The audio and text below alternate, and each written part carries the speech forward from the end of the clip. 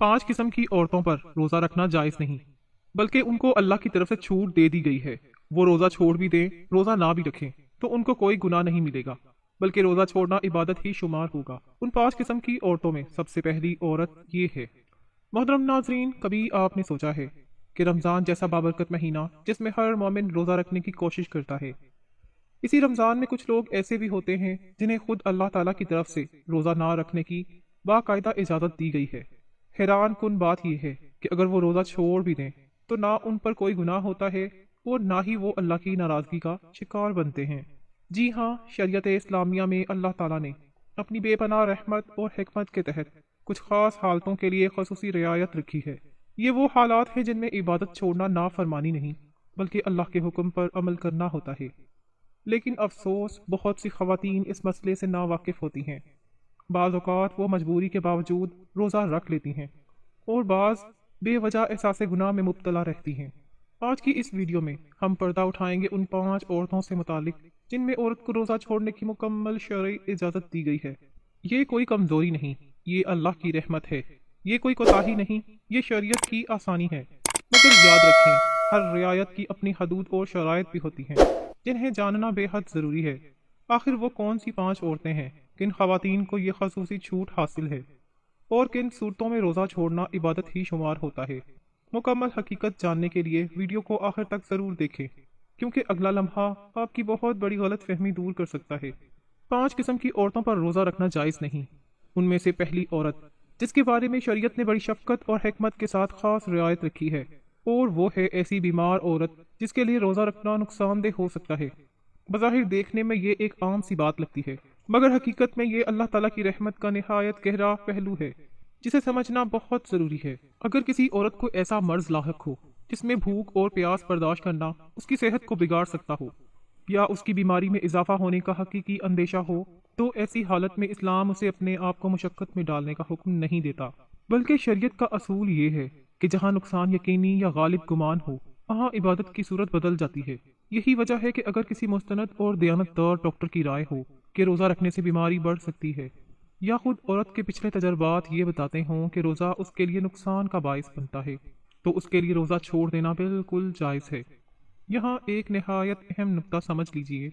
ऐसी औरत अगर रोज़ा नहीं रखती तो वो गुनहगार नहीं होती, बल्कि बात सूरतों में रोज़ा छोड़ देना ही उसके लिए बेहतर बल्कि ज़रूरी होता है, क्योंकि इस्लाम जान की हिफाजत को मुकद्दम रखता है। अल्लाह ताला अपने बंदों को तकलीफ में देखना नहीं चाहते, इसीलिए बीमारी की हालत में ये आसानी अता फरमाई गई है। अलबत्ता इस रियायत का मतलब ये नहीं कि रोज़ा हमेशा के लिए माफ़ हो गया। जब वो खातून सेहत याब हो जाए और रोज़ा रखने के काबिल हो जाए, तो रमज़ान के छूटे हुए रोज़ों की कज़ा बाद में अदा करना लाजिम होती है। यही शरीयत का मतवाज़न निज़ाम है, ना बेजा सख्ती ना बेजा नरमी। बस अगर कोई औरत वाकई बीमारी की वजह से रोज़ा छोड़ती है तो वो महरूम नहीं, बल्कि अल्लाह की दी हुई रुखसत पर अमल कर रही होती है। और याद रखें, अल्लाह की दी हुई रुखसत को कबूल करना भी बंदगी ही की एक सूरत है। दूसरी वो औरत है जिसके लिए शरीयत ने नहायत नरमी और माँ की जिम्मेदारियों को सामने रखते हुए खसूसी आसानी रखी है, और वो है दूध पिलाने वाली औरत जिसे अपने बच्चे के लिए दूध कम होने का अंदेशा हो। बज़ाहिर ये एक मामूली खदशा लग सकता है, मगर शरीयत की निगाह में एक मासूम जान की ज़रूरत बहुत बड़ी अहमियत रखती है। सोचिए, एक माँ अपने नन्हे बच्चे की मुकम्मल ग़िज़ा का वाहिद ज़रिया होती है। अगर रोज़ा रखने की वजह से इसके जिस्म में पानी और ग़िज़ाइयत की कमी हो जाए और उसके नतीजे में दूध कम होने लगे, तो सबसे पहले बच्चे पर असर पड़ता है। इसीलिए इस्लाम ने यहाँ सख्ती नहीं बल्कि रहमत का दरवाज़ा खोला है। अगर किसी दूध पिलाने वाली माँ को अपने तजर्बे, जिस्मानी कमज़ोरी या काबिल एतमाद डॉक्टर के मशवरे से ये गालिब गुमान हो जाए कि रोज़ा रखने से दूध मुतासिर होगा और बच्चे की सेहत को नुकसान पहुँच सकता है, तो ऐसी सूरत में उसके लिए रोज़ा मौखर करना बिल्कुल जायज़ है। वो चाहे तो इस रियायत से फ़ायदा उठा सकती है और उस पर कोई गुनाह नहीं होगा। ये बात भी जहन में रहे कि ये छूट सुस्ती के लिए नहीं बल्कि हकीकी ज़रूरत के लिए है। अगर वाकई बच्चे की ग़िज़ाई ज़रूरत मुतासिर होने का खदशा हो, तब ही ये रुख्सत इख्तियार की जाए, और जब हालात बेहतर हो जाएं, बच्चा बड़ा हो जाए या माँ खुद को रोज़े के काबिल महसूस करे, तो रमज़ान के छोड़े हुए रोज़ों की क़ज़ा बाद में अदा करना ज़रूरी होती है। ये है इस्लाम का हसीन तवाज़न, जहाँ माँ की इबादत भी महफूज है और बच्चे का हक भी ज़ाया नहीं होने दिया जाता। लिहाजा अगर कोई दूध पिलाने वाली माँ मजबूरी के तहत रोज़ा मौखर करती है تو وہ کسی کوتاہی میں نہیں بلکہ اللہ کی عطا کردہ آسانی کو قبول کر رہی ہوتی ہے۔ اور یقین رکھیں رب اپنے بندوں کی نیتوں کو خوب جانتا ہے۔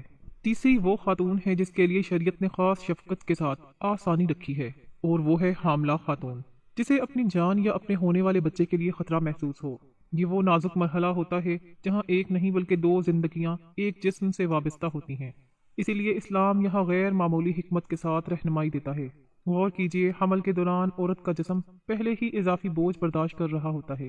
اگر روزہ رکھنے کی وجہ سے شدید کمزوری، پانی کی کمی، چکر یا کسی اور طبی پیچیدگی کا اندیشہ پیدا ہو جائے تو شریعت ایسی خاتون کو خود کو مشقت میں ڈالنے کا حکم نہیں دیتی، بلکہ جہاں حقیقی خطرہ ہو وہاں اللہ تعالیٰ نے واضح رعایت عطا فرمائی ہے۔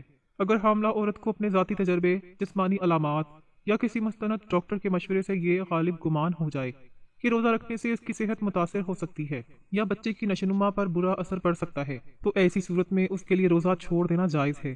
یاد رکھیں یہ کمزوری نہیں بلکہ اللہ کی دی ہوئی رخصت سے فائدہ اٹھانا ہے۔ البتہ اس سہولت کا مطلب یہ نہیں کہ روزے ہمیشہ کے لیے معاف ہو گئے۔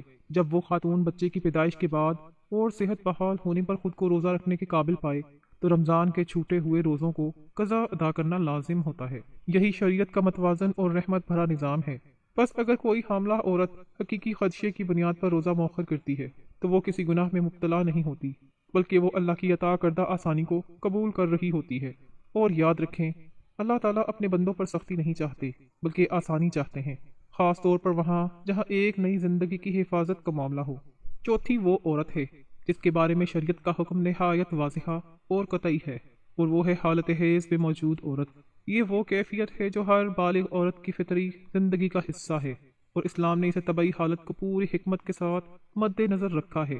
جب کسی عورت کو ماہواری شروع ہو جائے تو اس پر روزہ رکھنا جائز نہیں رہتا۔ یہاں اہم بات یہ ہے کہ یہ کسی ممانعت، کسی کمی یا محرومی کی وجہ سے نہیں، بلکہ اللہ تعالیٰ کی طرف سے دی گئی ایک واضح شرعی ہدایت ہے۔ اس حالت میں جسم پہلے ہی ایک خاص جسمانی تبدیلی اور کمزوری سے گزر رہا ہوتا ہے، اسی لیے شریعت نے عبادت کے طریقے میں عارضی نرمی عطا فرمائی ہے۔ اگر کوئی عورت حیض کی حالت میں روزہ رکھنے کی کوشش بھی کرے تو شرعی اعتبار سے وہ روزہ معتبر نہیں ہوتا، یعنی بظاہر بھوکا پیاسا رہنے کے باوجود اسے روزے کا ثواب حاصل نہیں ہوتا۔ اسی لیے فقہا نے وضاحت کی ہے کہ ایسی صورت میں روزہ رکھنا درست طریقہ نہیں بلکہ حکم شریعت کے خلاف ہے۔ البتہ یہاں ایک اور پہلو سمجھنا ضروری ہے۔ حیض ختم ہونے اور پاکی حاصل ہونے کے بعد اس عورت پر رمضان کے چھوٹے ہوئے روزوں کی قضا لازم ہوتی ہے، یعنی اسلام نے عبادت کو مکمل طور پر ساکت نہیں کیا بلکہ مناسب وقت تک مؤخر کیا ہے۔ یہی شریعت کا خوبصورت توازن ہے، نہ فطرت پر بوجھ، نہ عبادت کی مکمل محرومی۔ یہ حکم واضح طور پر احادیث مبارکہ سے ثابت ہے اور امت کا اس پر اجماع ہے۔ لہٰذا اگر کوئی عورت حیض کے دنوں میں روزہ چھوڑ دیتی ہے تو وہ ہرگز گناہ گار نہیں ہوتی بلکہ وہ عین شریعت پر عمل کر رہی ہوتی ہے۔ بس یاد رکھیں بعض اوقات عبادت چھوڑ دینا ہی اصل اطاعت ہوتی ہے، اور حیض کے ایام میں روزہ مؤخر کرنا دراصل اللہ کے حکم کے سامنے سر تسلیم خم کرنا ہے، جو خود ایک بہت بڑی بندگی ہے۔ پانچویں وہ خاتون ہے جس کے لیے شریعت نے ماں بننے کے لیے نازک مرحلے کو سامنے رکھتے ہوئے خصوصی رعایت رکھی ہے، اور وہ ہے نفاس والی عورت، یعنی وہ عورت جسے بچے کی پیدائش کے بعد خون آ رہا ہو۔ یہ وقت عورت کی جسمانی کمزوری اور بحالی کا مرحلہ ہوتا ہے، اسی لیے اسلام یہاں غیر معمولی آسانی عطا کرتا ہے۔ ولادت کے بعد آنے والا خون نفاس کہلاتا ہے، اور جب تک یہ کیفیت جاری رہے اس دوران عورت پر روزہ رکھنا جائز نہیں ہوتا۔ شریعت کا اصول یہاں بالکل واضح ہے کہ نفاس کی حالت میں عبادت کا طریقہ وقتی طور پر بدل جاتا ہے۔ اگر کوئی عورت اس مدت میں روزہ رکھنے کی کوشش بھی کرے تو وہ روزہ شرعاً معتبر نہیں ہوتا، یعنی اسے روزے کا ثواب حاصل نہیں ہوگا۔ یہ حکم دراصل اللہ تعالیٰ کی رحمت کا مظہر ہے، کیونکہ بچے کی پیدائش کے بعد عورت کا جسم شدید کمزوری، تکن اور اندرونی تبدیلیوں سے گزر رہا ہوتا ہے۔ ایسے وقت میں اسے بھوک اور پیاس کی اضافی مشقت میں ڈالنا اسلام کا مقصد نہیں، اسی لیے شریعت نے ماں کی صحت اور بحالی کو مقدم رکھا ہے۔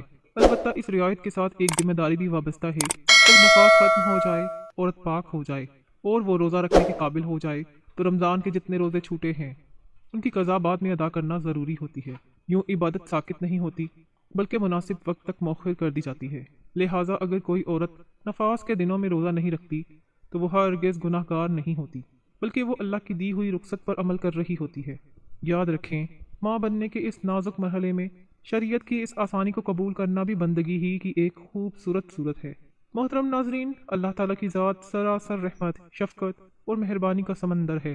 وہ رحمان ہے، یعنی بے حد مہربانی فرمانے والا، اور وہ رحیم ہے، یعنی بار بار رحم فرمانے والا۔